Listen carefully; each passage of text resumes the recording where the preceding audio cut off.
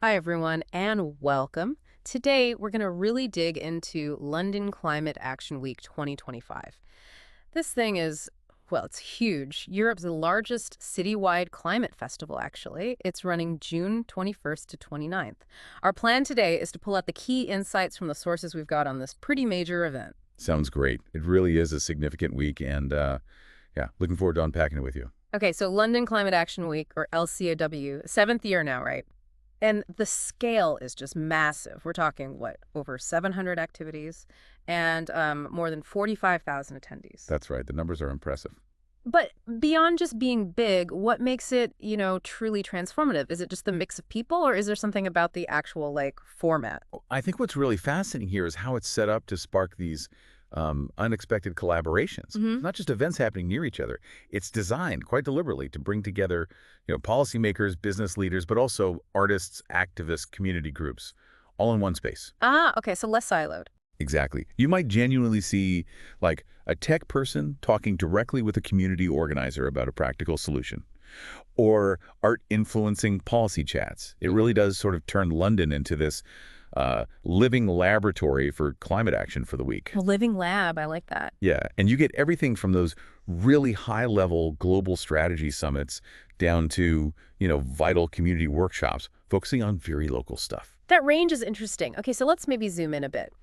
Any standout events from 2025 that caught your eye? I saw the Climate Innovation Forum mentioned that focus on speeding up net zero solutions. Yeah, that's definitely a flagship one, really focused on the how. Yeah. But there's also the World Climate Investment Summit. Yeah. That's critical because it tackles the money side. How do we actually finance this massive shift to a low-carbon economy? Right. The funding piece is huge. Absolutely. And they've got some big names speaking there, like Dr. Tony Juniper, Nick McVie. It really highlights where the capital needs to flow. Okay. And then on a completely different note, something called the Herds. The herds, what's that? It sounds incredible. It's described as this powerful theatrical journey. They use these life-sized animal puppets, Wow. traveling symbolically all the way from the Congo to the Arctic. It's designed to make you feel really viscerally the impact of climate migration and biodiversity loss. That sounds powerful, using art like that, not just as decoration, but as a core communication tool. Precisely. And that ties into something else I wanted to ask about the role of storytelling and especially engaging young people. You see things like that Our Story with David Attenborough event, using immersive tech at the Natural History Museum. How important are these narratives and, getting young people involved? Oh, they're vital. Engaging stories like the Attenborough piece or the Herds, they make the science, which can be complex or frankly a bit dry, feel accessible, relatable. It helps move people from just knowing about the problem Right. to actually wanting to do something. Makes sense. Connects emotionally. Exactly. Yeah. And the youth involvement piece is just crucial. So many events are specifically aimed at empowering young leaders. We often talk about them as the future, but honestly, they're driving so much change right now. Their energy is indispensable. Yeah, absolutely. And we shouldn't forget the grassroots stuff either. The local cleanups, the workshops on sustainable living people can attend. That's really the backbone. It fosters that sense of collective responsibility, showing how these big global goals actually connect right down to, your own neighborhood. Okay, so pulling this all together then, as LCAW wraps up, what's the main takeaway for you, the listener? What can individuals really get from an event like this, even if they weren't there?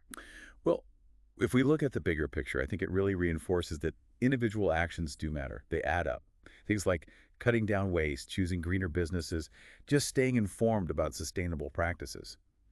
They seem small, but they're part of a larger shift. So it's not just about the big policy talks. Not at all. LCAW shows how tens of thousands of people making those individual steps creates this huge ripple effect. It's also about maybe getting involved locally, if you can, and importantly, using your voice to hold leaders accountable for the bigger systemic changes we need. That's a really clear connection between the individual and the collective. Thanks, that really helps frame it. We definitely encourage you, our listeners, to maybe look up more about London Climate Action Week if this has sparked your interest. And remember, events like this are milestones, but the actual work of climate action happens every day. Maybe think about one thing from this discussion you could apply, or how you might contribute, big or small, in your own life or community.